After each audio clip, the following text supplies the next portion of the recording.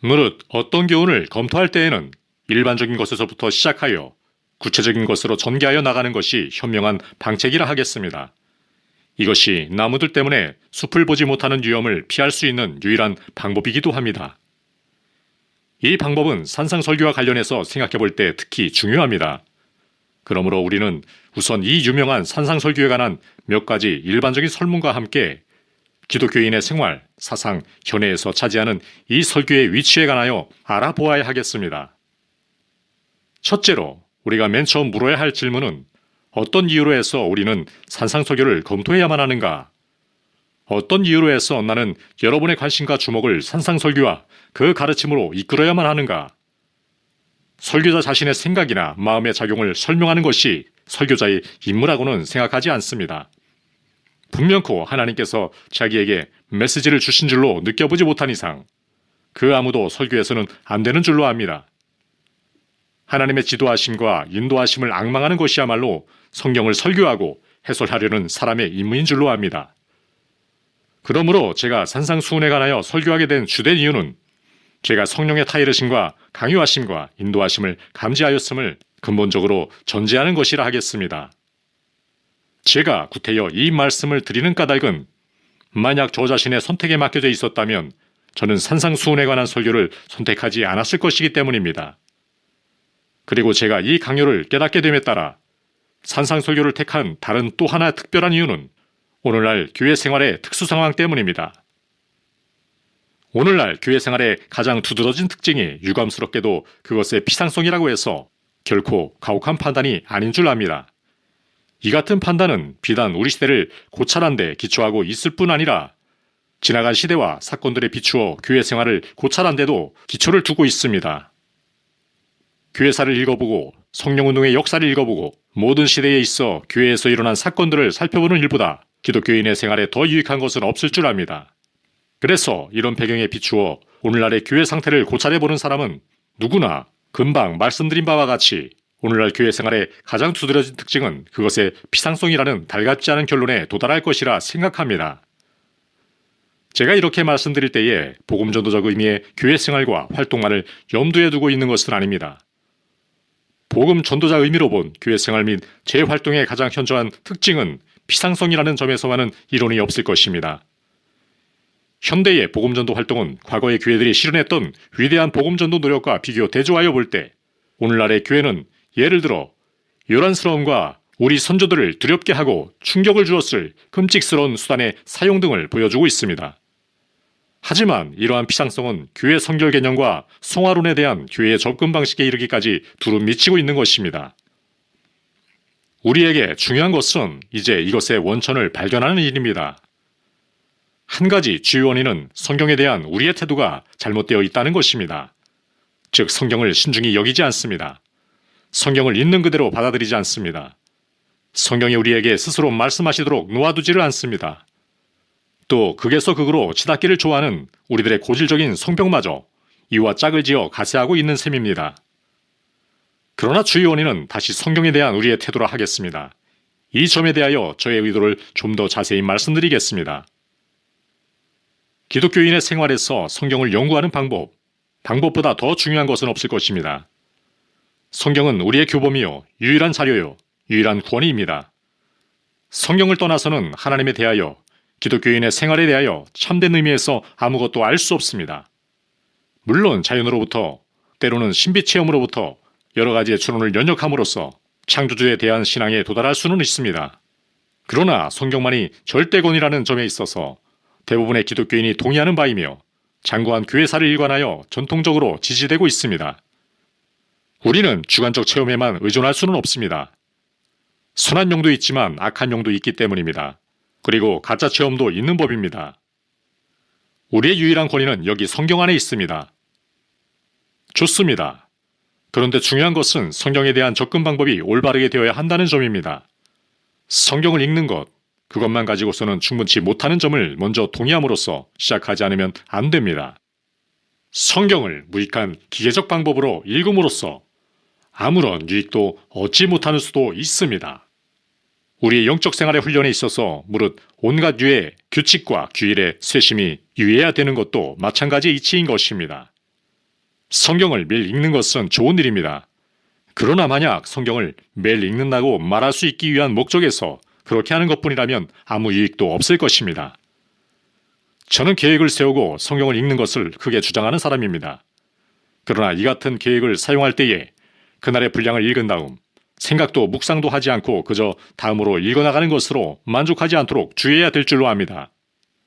그렇게 읽으면 별로 소득이 없을 것입니다. 성경에 대한 접근 방법은 대단히 중요한 문제입니다. 성경 자체가 이것을 말해주고 있습니다. 여러분은 사도 바울의 서신에 관한 사도 베드로의 유명한 논평을 기억하실 것입니다. 베드로는 그 중에 알기 어려운 것이 덜어 있으니 무식한 자들과 굳세지 못한 자들이 다른 성경과 같이 그것도 억지로 풀다가 스스로 멸망에 이르느니라 라고 말했습니다. 이 말의 뜻은 이렇습니다.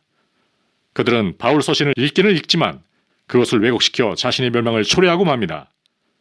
바울 서신을 쉽게 읽을 수는 있으나 읽은 후에 지혜가 전보다 더 나아지기는커녕 바울이 말하는 내용을 읽되 그것을 왜곡시킴으로써 자신의 파멸을 자초했기 때문입니다. 이 이치는 성경 전반에 관하여 우리가 마음속에 간직해 두어야 할 이치이기도 합니다. 나는 내 앞에 성경을 놓고 앉을 수 있습니다. 나는 성경 말씀을 읽으며 몇 장을 읽어나갈 수도 있을 것입니다. 그러나 내 앞에 있는 책장들과는 전혀 다른 그릇된 결론을 도출해내고 있을지도 모릅니다. 이 모든 잘못의 가장 통상적인 원인이 우리가 너무나도 자주 하나의 선입적 이론을 가지고 성경에 접근하는 경향을 가지는 것을 조금도 의심할 나위가 없습니다. 우리는 이론을 가지고 성경을 대합니다. 그리고 우리가 읽는 모든 것은 그 이론의 조정을 받습니다. 지금 우리들 모두는 이러한 방법에 대단히 익숙해 있습니다. 우리가 성경에서 증명해 보이고 싶은 것은 무엇이든지 증명할 수 있다고 말하는 데는 일리가 없는 것도 아닙니다. 이단들도 그렇게 해서 일어났습니다. 이단자는 결코 부정직한 사람들이 아니었습니다. 그저 판단을 그르친 사람들이었습니다. 그들을 일부러 잘못을 행하기 위해 또 잘못을 가르치기 위해 나선 사람들로 생각해서는 안 될 것입니다. 그들은 교회가 이미 알고 있는 가장 신실한 사람들 축에 끼어있던 사람들이었습니다. 그들이 어찌했는지 아십니까? 그들은 하나의 이론을 발전시켜 그것에 꽤 만족을 느끼고 그리고 나서는 그 이론을 가지고 성경에 임하게 되었으며 성경의 이곳저곳에서의 그 이론을 발견하는 것처럼 보였습니다. 만약 여러분이 송구의 반절만을 읽고 또 다른 곳에서 어떤 송구의 반절만을 지나치게 강조한다면 여러분의 이론은 곧 증명이 됩니다. 이제 우리는 이런 식의 허위를 매우 경계해야 되겠습니다. 하나의 이론과 선입관념과 자신의 애용관념을 가지고 성경에 임하는 것보다 더 위험한 일도 없을 것입니다. 이렇게 하는 순간 어떤 일면을 지나치게 강조하고 다른 면은 과소평가하는 유혹에 떨어질 것이기 때문입니다. 이러한 위험은 주로 율법과 은혜의 관계를 다루게 될 경우 특히 두드러지게 나타나는 경향이 있습니다. 이런 경향은 예나 지금이나 마찬가지입니다. 어떤 사람들은 율법이라는 그 영광스러운 자유와 함께 한 가지 측면만을 너무 강조한 나머지 예수 그리스도의 복음을 한낱 도덕률의 집합쯤으로 변형시키고 맙니다. 복음이 그들에게는 온통 율법이 되므로 은혜는 조금도 남아있지 않습니다.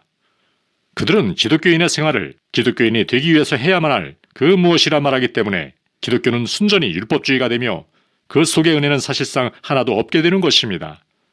그러나 우리가 역시 기억해야 할 것은 율법을 희생하고 은혜만을 지나치게 강조함으로써 신약 성경의 복음이라 할 수 없는 이질적 요소를 가지게 될 수도 있다는 것입니다. 이에 대하여 한 가지 고전적인 실례를 들어 설명하겠습니다. 누구보다도 사도 바울은 끊임없이 이 같은 어려움에 직면해야 했습니다. 그의 설교는 은혜를 크게 강조한 것 때문에 이로 말미암아 자주 오해를 받은 것입니다. 여러분은 로마와 기타 지역에서 일부 사람들이 도출해낸 억지 추론을 기억하실 것입니다. 그들은 말하기를 그렇다면 이 사람 바울의 가르침에 따라 은혜를 더하기 위해 악을 행하자. 그의 가르침은 악을 행하자는 결론 외에 아무것도 아니니까 말이다. 바울은 죄가 많은 곳에 은혜가 훨씬 많았다고 말해왔지 않는가? 옳거니. 그러니 은혜를 더하기 위하여 죄를 계속하자. 바울은 대답합니다. 그럴 수 없느니라. 바울은 지금도 그렇게 대답해야 하는 것입니다. 은혜 아래 있으므로 율법과는 아무 관계도 없으며 율법을 잊어버릴 수 있다고 말하는 것은 성경의 가르침이 아닙니다. 이제 우리는 율법 아래 있지 않고 은혜 아래 있음이 확실합니다. 그러나 율법을 지킬 필요가 없다는 말이 아닙니다. 율법 아래 있지 않다는 것은 율법이 우리를 정죄하지 않는다는 의미입니다. 율법은 이제 우리에게 심판이나 정죄를 선언하지 않습니다. 그렇습니다. 허나 우리는 율법대로 살게 되어 있습니다. 아니, 그 이상으로 살게 되어 있습니다. 사도 바울의 주장인즉 율법 아래 있는 사람으로서가 아니라 그리스도의 자유인으로서 살아야 한다는 것입니다. 그리스도는 율법을 지키셨으며 율법을 사셨습니다. 산상설교가 강조하는 바와 같이 우리의 의는 서기관과 바리새인들의 의보다 나아야 합니다. 그렇습니다. 그리스도는 율법을 폐하러 오시지 않았습니다. 성경의 1.1핵은 모두 성취되고 온전해져야 합니다. 이 점을 망각하기 때문에 율법과 은혜를 서로 반대되는 것으로 보게 됩니다. 그리하여 율법을 완전히 무시해버리는 오류가 종종 일어나게 되는 것입니다. 이것을 바꾸어 말씀드리겠습니다.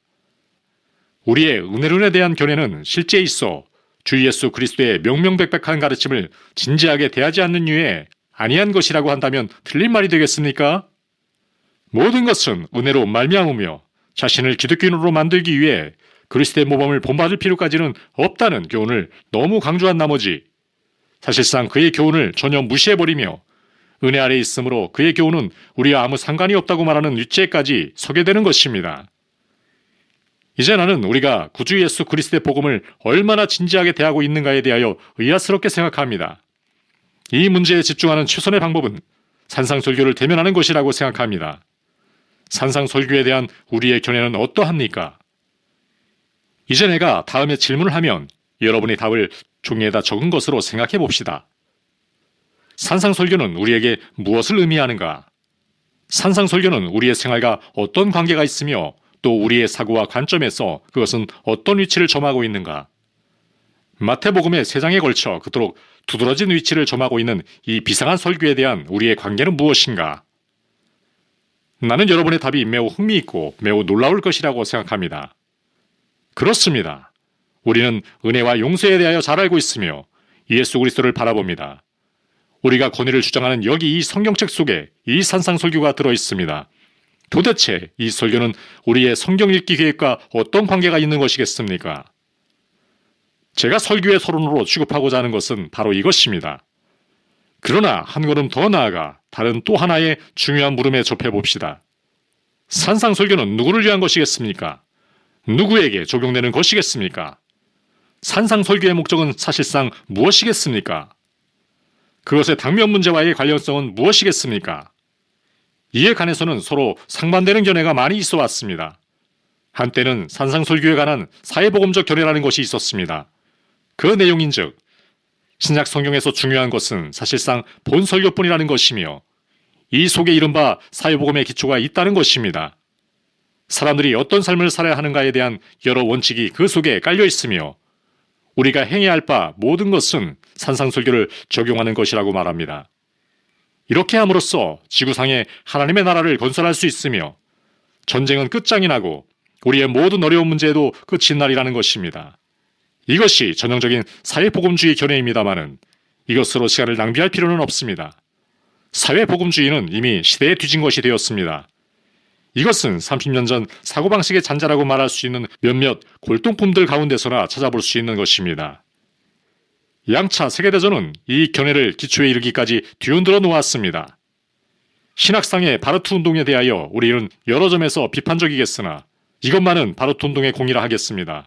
그것은 사회복음을 단 한 번에 그리고 영원히 웃음거리로 만들어 놓았던 것입니다. 그러나 산상설교에 대한 사회복음주의의 잘못은 산상설교의 처음 말씀처럼 심령이 가난한 자는 복이 있나니와 애통하는 자는 복이 있나니를 항상 무시해왔다는 점입니다. 내가 여러분에게 알려드리고자 하는 것은 이들 말씀이야말로 사람은 그 누구도 도움을 받지 않고서는 스스로 산상수훈대로 살 수 없음을 의미하는 것입니다. 사회복음주의자들은 팔복을 속편하게 무시해버리고서는 상세한 명령을 고찰하는 대로 성급하게 치달려 이것이 복음이다 라고 말했습니다.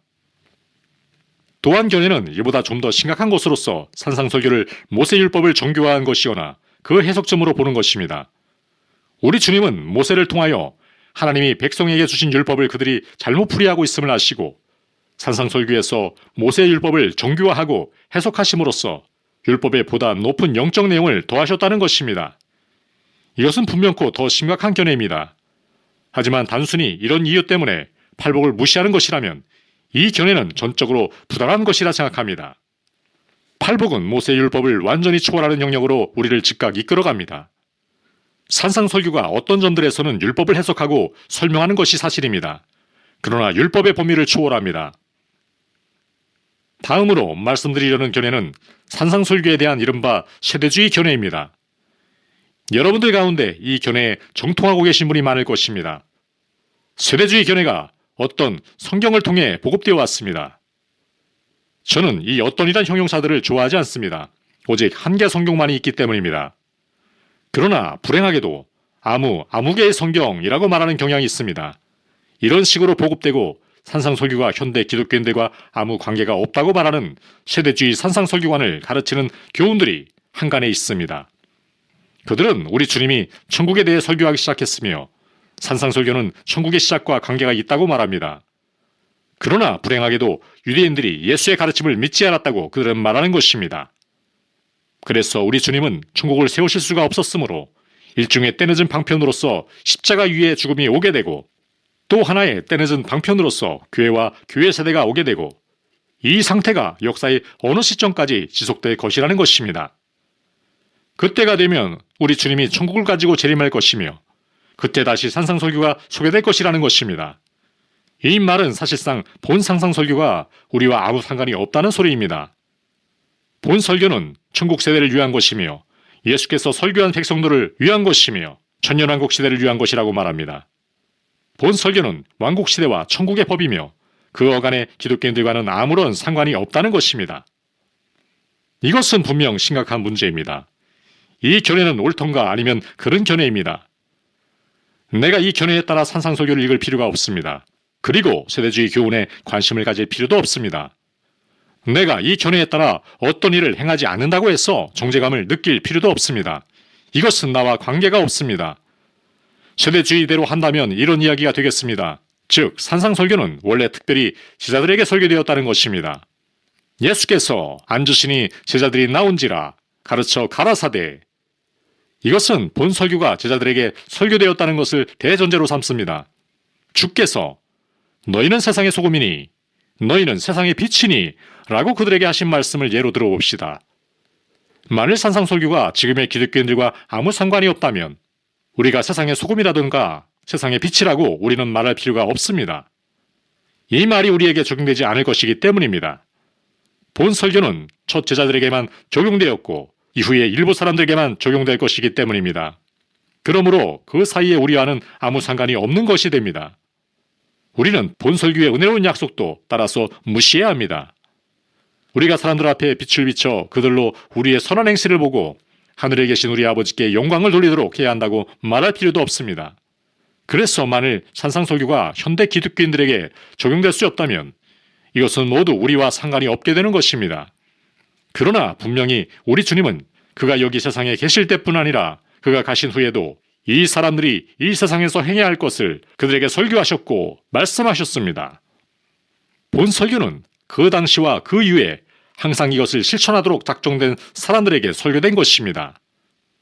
뿐만 아니라 산상설교에 있는 교훈이 하나도 빠짐없이 신약 성경의 서신서들에도 나타나 있다는 점은 또 하나의 중요한 사실로 생각됩니다.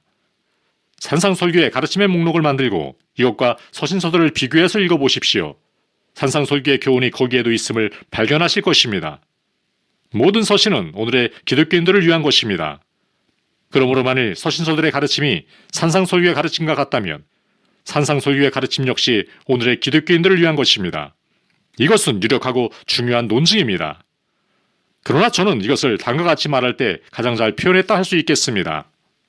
즉, 산상설교는 우리 주님이 말씀하신 바 새 계명에 대한 하나의 위대하고 웅장하고 완전한 정교화 외에는 아무것도 아니다 라고 말입니다.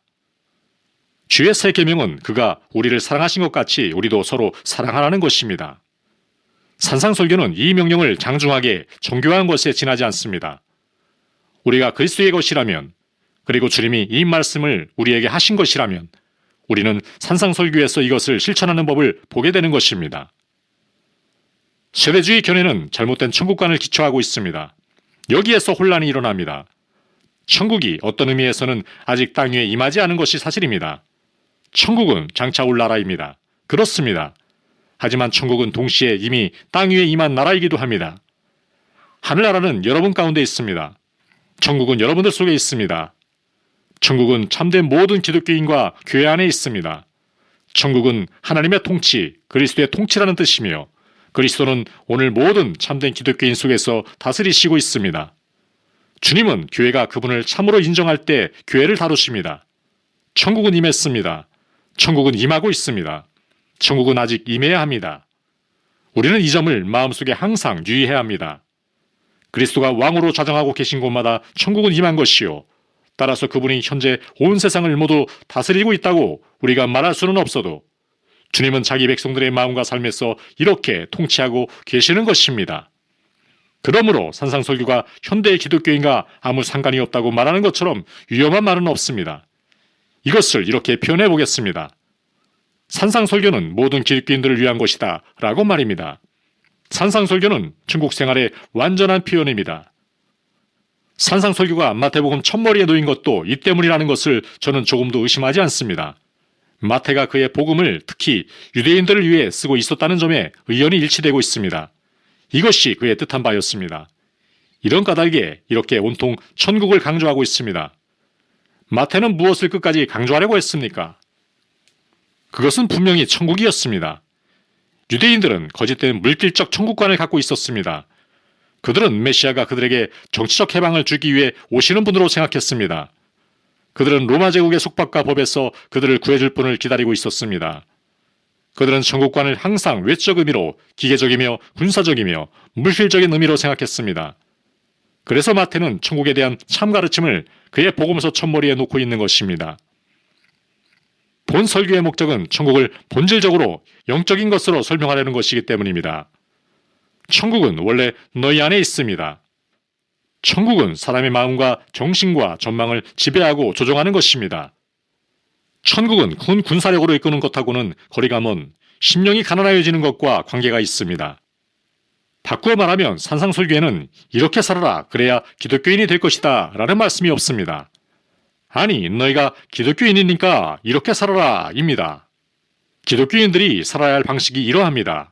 이것이 기독교인들이 살도록 의도된 방식입니다. 그러나 이번의 논증을 완결짓기 위해 우리는 또 다른 난제에 직면해야 하겠습니다.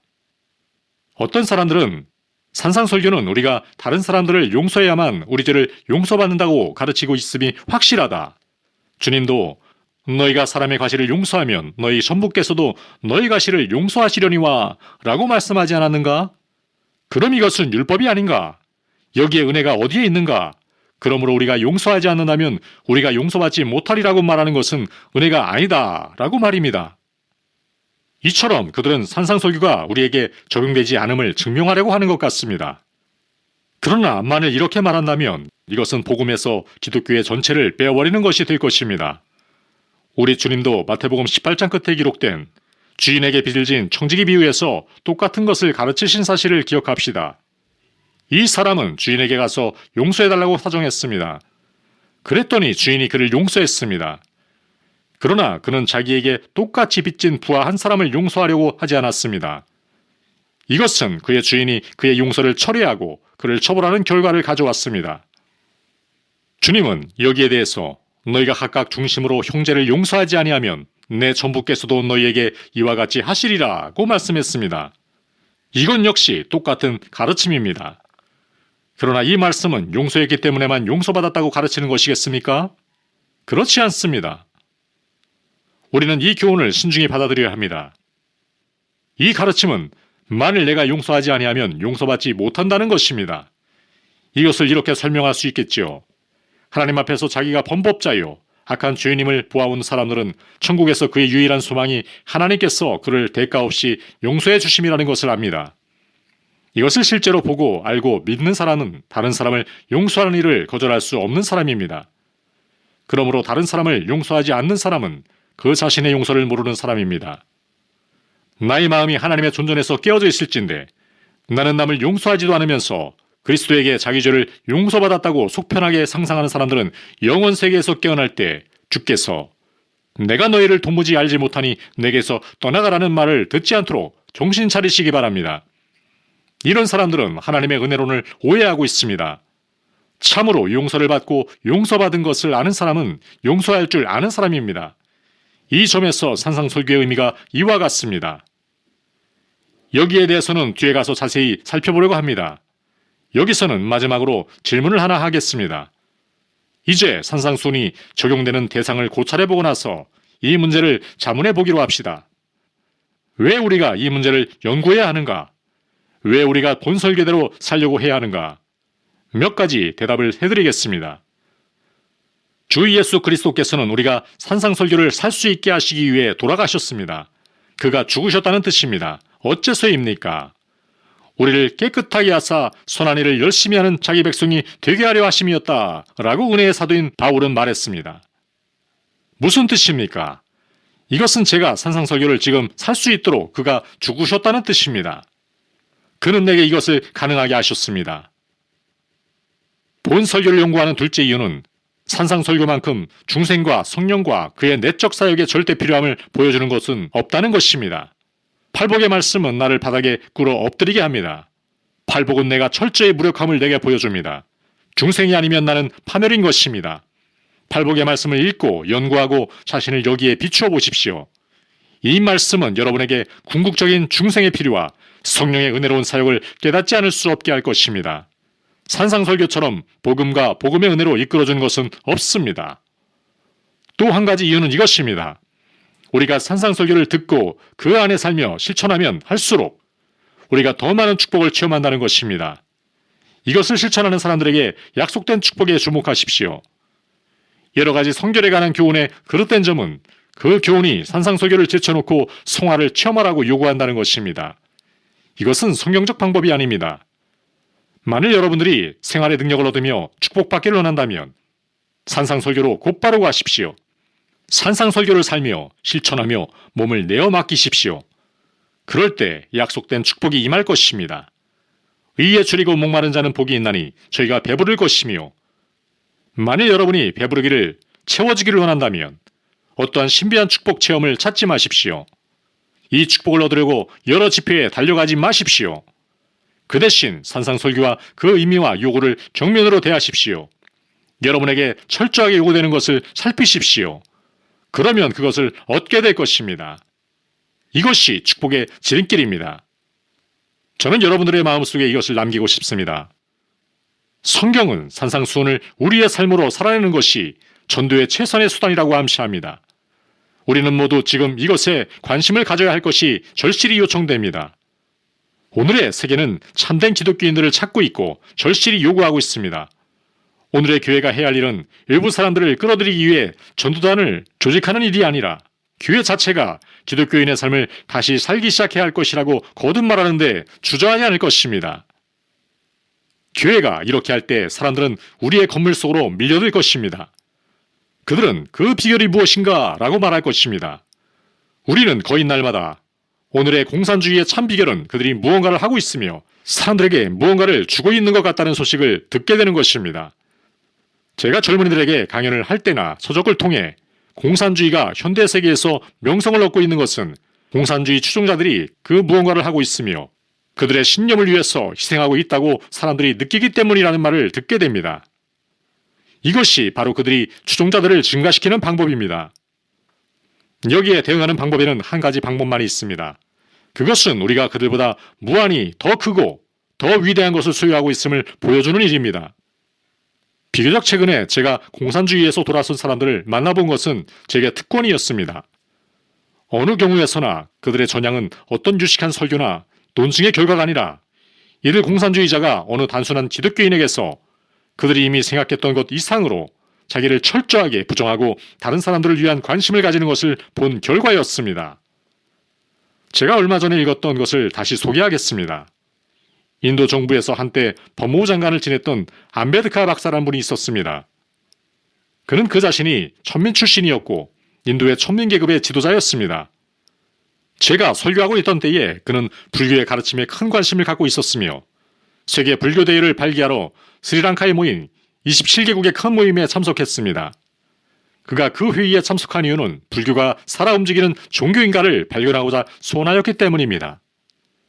그는 그 회의에서 저는 이 나라 백성들과 깊이 관련된 불교가 어느 정도의 다이내믹한 종교인가를 알아보려고 왔습니다. 라고 말했습니다.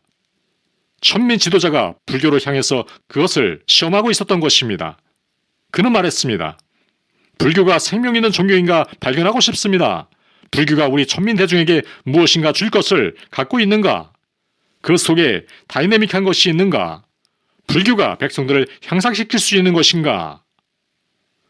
그러나 이 유능하고 유식한 사람의 비극은 그가 벌써 미국과 영국에서 기독교를 연구하며 많은 시간을 보냈다는 데 있습니다. 그가 지금 불교를 향하고 있는 것은 기독교가 살아있는 것이 아님을 발견했기 때문이며 그 속에 다이내믹한 것이 없음을 발견했기 때문입니다. 그가 불교를 받아들이지는 않았지만 불교가 그가 찾고 있던 세력인가 아닌가를 발견하려 했던 것입니다. 오늘 여러분과 저에게 부딪혀오는 도전이 이와 같습니다. 우리는 불교가 해답이 아님을 압니다. 우리는 하나님의 아들이 세상에 오셨고 그의 성령을 우리 속에 보내셨고 사람들 속에 내주하시며 그들을 그 자신과 같은 생명을 살 수 있게 하실 그의 절대 능력을 믿는다고 주장합니다. 그가 오셨고 다시 살아나셨고 성령을 보내신 것은 여러분과 제가 산상설교를 실천하며 살 수 있게 하시기 위함이었습니다. 본 설교가 우리와 상관이 없다고 말씀하지 마십시오. 본 설교는 어느 뭐나 우리와 관계가 있습니다. 우리 모두가 산상설교를 살기만 한다면 사람들은 기독교인의 복음에 다이내믹한 것이 있음을 알게 될 것입니다. 그들은 기독교가 살아 움직이는 종교임을 알 것입니다. 그들은 다른 것을 찾으려 하지 않을 것입니다. 그들은 여기에 그것이 있다 라고 말하게 될 것입니다. 여러분의 교회사를 읽어보면 진정한 부흥은 사람들이 항상 산상설교를 신중히 여기고 본 설교에 자기들을 대면케 하였을 때에 일어났던 것을 발견할 것입니다. 세상이 참 기독교인들을 볼 때 세상은 정죄받았다고만 느끼지 않습니다. 세상은 우리에게 끌려오고 매혹되는 것입니다.